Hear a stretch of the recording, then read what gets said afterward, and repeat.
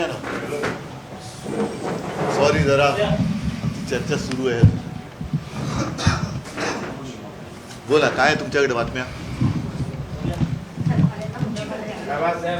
कसब्यामध्ये पोटनिवडणुकांचं 28 वर्षानंतर बीजेपी पराजित झाली आणि महाविकास आघाडीचा नाही ते तर झालं. बाकी मला जरा एकूण आता अपडेट सांगा. सुप्रीम कोर्टात बघा 2-3 गोष्टी आहेत. आज ठिकठिकाणी झालेल्या निवडणुका आणि पोटनिवडणुकांचे निकाल लागलेत, काही लागत आहेत. आणि त्याच बरोबरीने निवडणुकीच्या संदर्भात निवडणूक आयोगाच्या बाबतीत सुप्रीम कोर्टाने सर्वोच्च न्यायालयाने एक महत्त्वपूर्ण निकाल दिलेला आहे.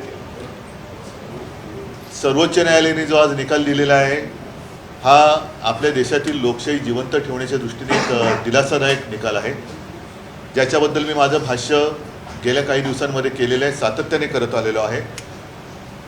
आपल्या देशात लोकशाही जिवंत ठेवायची असेल तर पक्षांतर्गत लोकशाहीसुद्धा जिवंत राहिली पाहिजे हे बघणारा निवडणूक आयोग,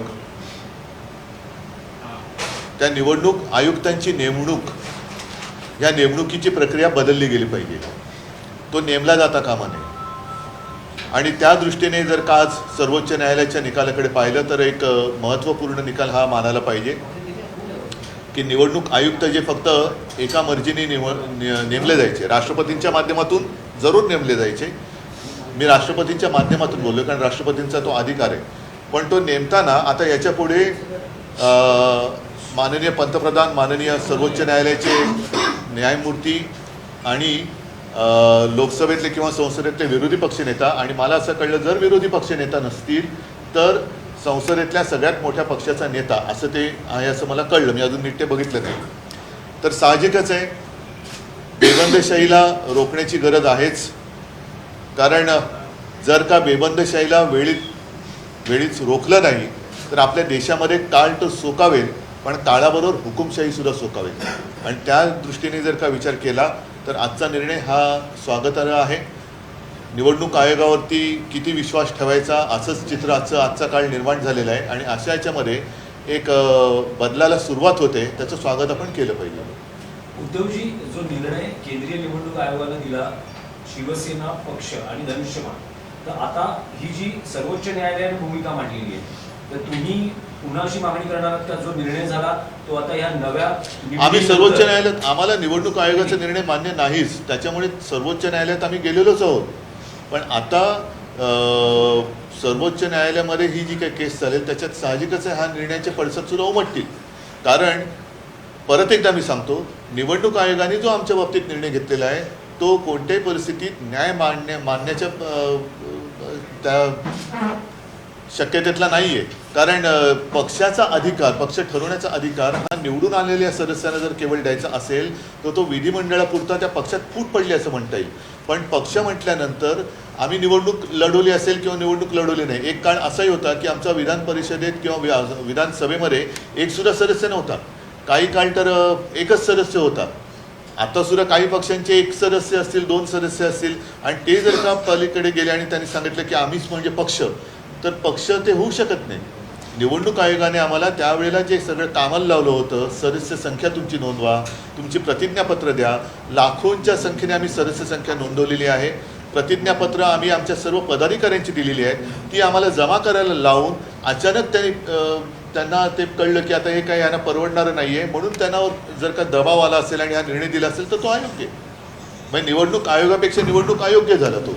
नाही, म्हणायचं असं होतं की समजा जर नव्या पद्धतीनं सर्वोच्च न्यायालयाच्या भूमिकेनुसार जर नव्याने केंद्रीय निवडणूक आयुक्त निवडले गेले तर तुमची अशी मागणी आहे का तो जो पहिला निकाल जो दिलेला आहे निवडणूक आयोगानं तो रद्द करून त्यांच्या पुढे पुन्हा या नाही, आता आमचा जो काही धावा आहे तो सर्वोच्च न्यायालयामध्ये आहे आणि सर्वोच्च न्यायालयाच्या लक्षात आता हे आलेलं आहे. मला असं वाटतं की कोणत्या गोष्टींकडे तत्कालीन निवडणूक आयोगाने किंवा आयुक्ताने दुर्लक्ष केलं ते आम्ही सर्वोच्च न्यायालयाच्या समोर ठेवू आणि सर्वोच्च न्यायालय जे काही योग्य असेल तो निर्णय देईल. तुम्हाला असं वाटतं का की सर्वोच्च न्यायालय म्हणजे तुमच्या बाबतीत जो अन्याय झाला तो त्याच्यावरची नाही, आता मुळामध्ये तुमच्या प्रश्नामध्ये मला काय वाटण्याच्या आधी तुम्हाला असं वाटतं की आमच्यावर अन्याय झाला? हे तुमचा असा दावा आहे. नाही नाही, दावा म्हणजे माझा आहेच, आणि म्हणून तर आम्ही सर्वोच्च न्यायालयात गेलेलो आहोत. कारण त्यांचे पण दावे प्रतिदावे आहेत ना. असू देत ना. नाही, म्हणजे तुमची शेवटची आशा आता सर्वोच्च न्यायालय आहे तिथे नक्कीच शेवटची आशा जरी असली तरी आज त्या आशेला अंकुर फुटलेला आहे. कारण हा लढा केवळ आमच्यासाठी नाही आहे. जसं आमच्या वतीने सर्वोच्च न्यायालयात युक्तिवाद करताना कपिल सिब्बल म्हणाले की त्यांनी सांगितलं की मी इथे उभा आहे, मी जिंकेन किंवा हारेन, पण मी इथे उभा आहे तो माझ्या लोकशाहीच्या रक्षणासाठी. तर लोकशाहीचं रक्षण करणं हे त्या लोकशाहीच्या 4 स्तंभांचं काम आहे, ते त्यांनी करायला पाहिजे. तर कसब्याविषयी तुम्हाला काय वाटतं? कसब्यामध्ये साहजिकच आहे, पोटनिवडणूक जिंकल्यानंतर, महाविकास आघाडी जिंकल्यानंतर मला आनंद तर नक्कीच झालेला आहे. आणि एवढ्या वर्षाच्या एका भ्रमातून कसबा मतदारसंघ जर का बाहेर पडत असेल तर देशसुद्धा बाहेर पडायला काही वेळ लागणार नाही. वारंवार महाविकास आघाडी जिथे जिथे लढते तिथे तिथे त्यांचा विजय होताना दिसतो आहे. तर मग स्थानिक स्वराज्य संस्थांच्या निवडणुकांच्या संदर्भात मध्ये सुद्धा महाविकास आघाडी संबंध राज्यभर बघायला मिळेल का? नक्कीच मिळेल ना. काय त्याच्यात अडचण काय? आत्तापर्यंत जसं आता गेल्या काही दिवसांपूर्वी शिक्षक आणि पदवीधर मतदारसंघांच्या निवडणुका झाल्या, त्याच्यात सुद्धा तुम्ही पाहिलं जे निकाल लागलेत ते बोलके निकाल आहेत. आत्तासुद्धा या पोटनिवडणुकीमध्ये इतक्या वर्षाच्या एका प्रभावाखालून तो मतदारसंघ किंवा त्या मतदारसंघातले मतदार हे वेगळा विचार करू शकतात, आणि वेगळा विचार त्यांनी केलेला आहे. हे एक मोठं आशादायक चित्र आहे. उद्धवजी, पण चिंचवडमध्ये जो अपक्ष उमेदवार म्हणजे राहुल कराटे उभे राहिले, तुम्हाला असं वाटतं का की ती जर उमेदवारी नसती तर चिंचवड ही महाविकास नाही, मला म्हणून आत्ताचं लेटेस्ट त्यांचं अपडेट माहिती नाही. चिंचवड मतदारसंघात काय किती फेऱ्या झाल्या आहेत. आणि अश्विनी जगताप पुढेच आहे. हो पण जवळपास 21,000 मध्ये ही राहुल कराटेंनी घेतली आहे. आणि आघाडीतला त्यांचा फरक किती आहे? साधारण किती 15-16,000 असेल. म्हणजेच काय की त्या भाजपच्या विरोधातल्या मतांची संख्याही वाढते. आता ती मतं एकत्र करणं हे मोठं आव्हान आहे. ह्या दोघांची जर का मतांची बेरीज केली तर मला कल्पना तुम्ही जे सांगताय तर ती सुद्धा जागा भाजपच्या विरोधातच त्याचा निकाल लागला असंच गृहीत धरायला पाहिजे. म्हटले की राहुल कराटे आणि नाना दोघं माझ्याकडे आले होते. दोघांपैकी एकाला जर तिकीट दिलं असतं आणि एकच उमेदवार असला तर ती जागा सुद्धा जिंकली. मग तेच माझं मत आहे ना की भाजपच्या विरोधात मतांची संख्या वाढत चाललेली आहे. मतदार आता जागरूक होत चाललेले आहेत. आता हे आमच्यावरती आहे की एकत्र राहून मतांची बेरीज करणं आणि मतांमध्ये फाटाफूट न होऊ देणं हे आता आमच्या सगळ्यांचं काम आहे. उद्धवजी, कसब्यामध्ये जो पराभव आहे भाजपचा, तुम्हाला कारण काय वाटतं? टिळक घराण्यात उमेदवारी न देणं, बापटांना प्रचारासाठी आणणं, या सगळ्या गोष्टींचं एकत्रीकरण झालेलं आहे.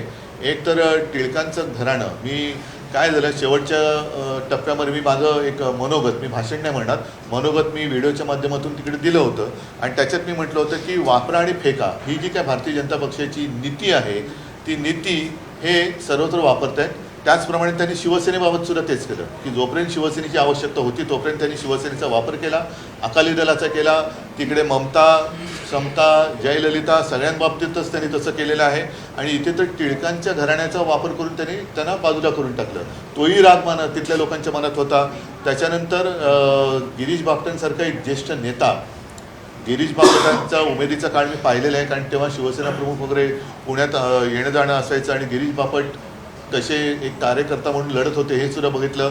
त्यांनासुद्धा त्यांची तब्येत म्हणजे मी राजकारण म्हणून बोलत नाही आहे, पण गिरीश बापटांचा मी फोटो पाहिला तर ऑक्सिजनच्या नळ्या लावून तुम्ही प्रचाराला आणताय. तसंच त्यांनी मनोहर पर्रिकरांना आणलं होतं. मनोहर पर्रिकरांना सुद्धा तसंच त्यांनी प्रचार करून घेतला, पण मनोहर पर्रिकरांच्या नंतर त्यांनी त्यांच्या मुलाला बाजूला टाकून दिलं. तर ही जी काय एक वृत्ती आहे ना, म्हणजे सहानुभूती तुम्हाला सिलेक्टिव्ह सहानुभूती पाहिजे, हे मतदार स्वीकारत नाहीत.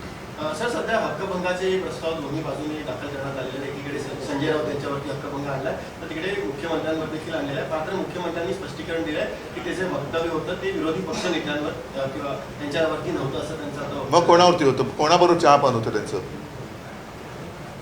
त्याचंही स्पष्टीकरण झालं पाहिजे की मग कोणाबरोबरचं चहापान, म्हणजे तुम्हाला देशद्रोह्यांबरोबरचं चहापान टळलं, म्हणजे तुम्ही देशद्रोह्यांना चहापानाला बोलवलं होतं का? आणि विरोधी पक्ष बद्दल ते नसेल तर मग आणखीन कोणाबरोबर तुमचं चहापान ठरलेलं होतं जे टळलं, आणि ते जर का ते तथाकथित त्यांच्या दृष्टीने देशद्रोही होते किंवा असतील, ते जर चहापानाला आले असते तर तुम्ही त्यांच्यावर चहापान केलं असतं का? नाही, उद्धवजी पण संजय राऊत यांनी विधिमंडळाच्या बाबतीत जे विधान केलं, त्याशी तुम्ही सहमत आहात मला का? कारण त्याची नाही, संजय राऊत दौऱ्यावरती आहे, त्याला प्रत्यक्ष बोलून मला विचारावं लागेल तू नेमका काय बोललेला आहेस, आणि ते बोलल्यानंतर मी माझं काय मत आहे ते ठामपणाने बोलेन. उद्धवजी सगळं त्यांचं विधान आहे ते नाही, आज तरी सामन्यात पण त्यांनी छापलेलं आहे आणि त्यांनी सुद्धा तो जे काय बोललेलं ते सांगितलं त्याला, तो आज उद्या येईल, आल्यानंतर मी विचारेन त्याला. नाही, पण हक्कभंग समितीसमोर त्यांना सामोरं जावं लागेल. पहिलं माझं काय म्हणणं आहे की जर संजय राऊतांचं विधान असेल तर त्याच्याबद्दल हक्कभंग दाखल झालेला असेल तर मुख्यमंत्र्यांनी सुद्धा नेमकं देशद्रोही कोण आणि ते कोणाला उद्देशून बोलले आणि कोणाबरोबर ते चहापान करणार होतं हे सांगायला पाहिजे. ठीक आहे, चला. उद्धव साहेब, पण त्याआधी विरोधी पक्षनेते अजित पवार यांनी सत्ताधाऱ्यांना महाराष्ट्रद्रोही म्हटलं होतं. तिथून म्हणजे त्या पत्रकार परिषदेत पण महाराष्ट्रद्रोही आणि देशद्रोही, आता त्यांनी जर का महाराष्ट्रद्रोही सरकार म्हणालं असेल तर मग हे देशद्रोही कोणाला बोलले होते ह्याचं स्पष्टीकरण कुठे? ह्यांचं जे महाराष्ट्रद्रोही सरकार म्हणून बोलले, कारण महाराष्ट्रातनं उद्योग गेले, हे गेले, ते गेले म्हणून त्यांचा तो एक हे असेल, पण महाराष्ट्रद्रोही सरकार म्हणून बोलले तर मग हे देशद्रोही नेमके कोणाला बोलले हे तर कळू द्या. त्यावेळेस त्यांचं असं म्हणणं होतं की जे दाऊदशी संबंधित व्यक्ती होत्या महाविकास आघाडी, विशेषतः मंत्री. हो, पण ते आता आहेत का? आता ते आहेत का? तुम्ही तर त्यांना जे कोणी असतील त्यांना तुम्ही नुसतं संशयावरून आत टाकलेलं आहे, अजून त्यांच्यावरती काही कारवाई किंवा चार्जेस नाही आहेत. मग ते आत्ता जर का चहापानाला येऊ शकले, म्हणजे ठरवलं असतं तरी येऊ शकले असते का? त्याच्यामुळे हे नुसतं थातूरमातूर उत्तर आहे. नेमकं देशद्रोही ते कोणाला उद्देशून म्हणाले हे कळलं पाहिजे. बसलेत आतमध्ये, मला तुमच्याशी बोलून त्यांच्याशीच भेटायला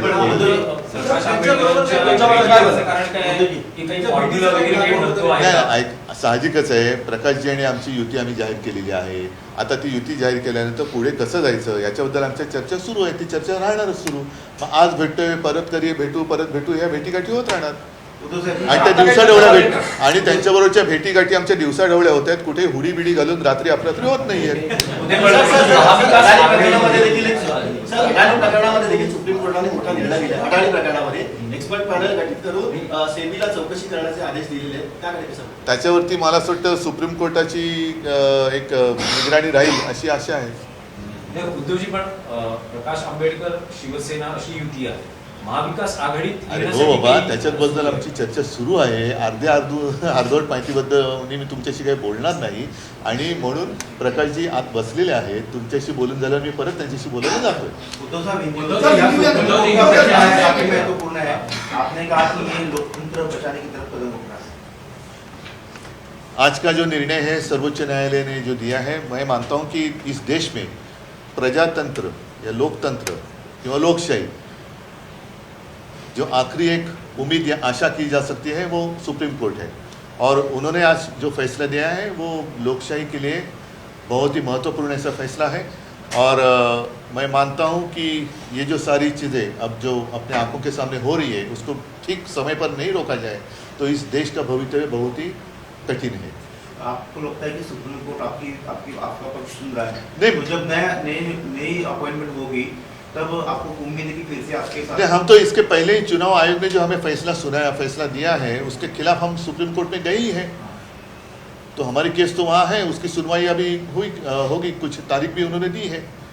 लेकिन एक बात जरूर जो मैं बार बार कहते आया था कि चुनाव यानी इलेक्शन कमिश्नर अगर वो पूरे देश में इलेक्शन ठीक से हो रही है नहीं हो रही है, पार्टी में भी चुनाव हो रहे नहीं हो रहे, ये अगर वो देखते हैं तो उनका भी जो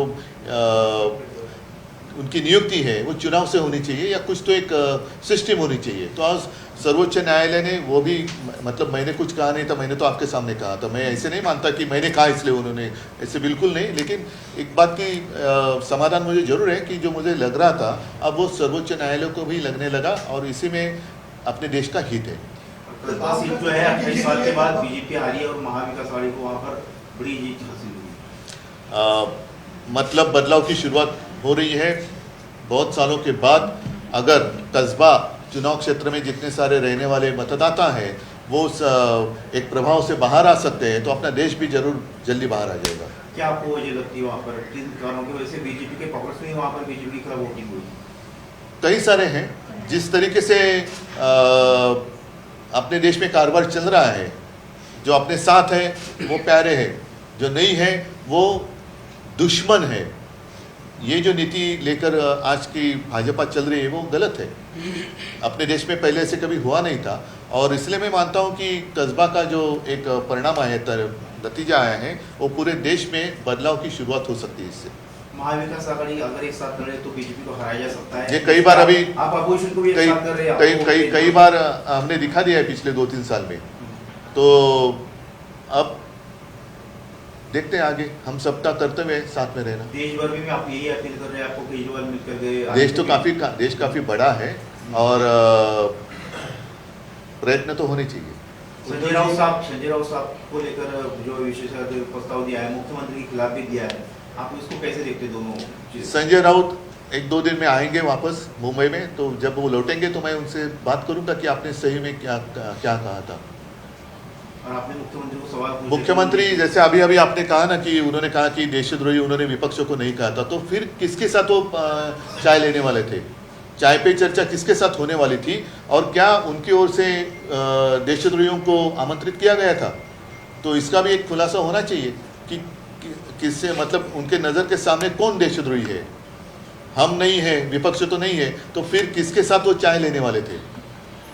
और क्या ऐसे लोगों के साथ वो चाय लेने वाले थे, और लेने वाले थे तो आमंत्रित किसने किया था? और टला तो क्यों टला? उत्तर साहब, जो नॉर्थ ईस्ट के 3 स्टेट में चुनाव हुए वहाँ पर बीजेपी जो है वो मतलब लगभग सरकार बनाएगी ऐसा दिख रहा है। अच्छी बात है। कांग्रेस और बाकी दल जो है उसमें थोड़ा तालमेल की कमी। आपको लगता है कि अभी भी नहीं, मैं अभी चुनाव नतीजे में नहीं देख रहा हूँ। मैं तो जैसे मैंने कहा कि अंदर प्रकाश जी बैठे, उनके साथ मेरी बात चल रही है, और चुनाव पूरे ये होने दो।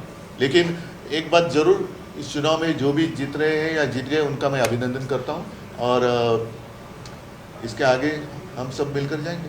तुझी 5 तारखेला खेडमध्ये सभा आहे, तुमची सभा होते, त्यानिमित्तानं अरे ते 5 तारखेला बोलले ना, आजच सगळं बोलले. एकूण शिवगर्जना यात्रा आहे, ठीक आहे ना. 5 आता माझ्या सभा तर सगळीकडे होतील. 5 तारखेला एक होईल, त्याच्यानंतर करायची त्या महिन्याच्या अखेरीला एका ठिकाणी होईल, त्याच्यानंतर आणखीन कुठेतरी होईल. तर त्या सभा तर होतील माझ्या, त्याच्यात नवीन काय.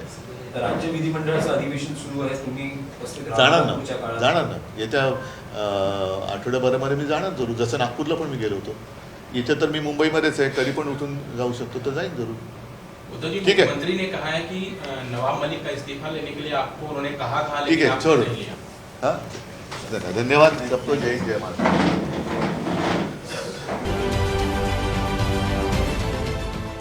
देश विदेशातील प्रत्येक घडामोडींचे लाईव्ह अपडेट मिळवण्यासाठी आता साम टीव्हीच्या सर्व सोशल मीडिया प्लॅटफॉर्मला लाईक, फॉलो आणि सबस्क्राईब करा. तसंच सर्व नोटिफिकेशनसाठी बेल आयकॉन प्रेस करायला विसरू नका.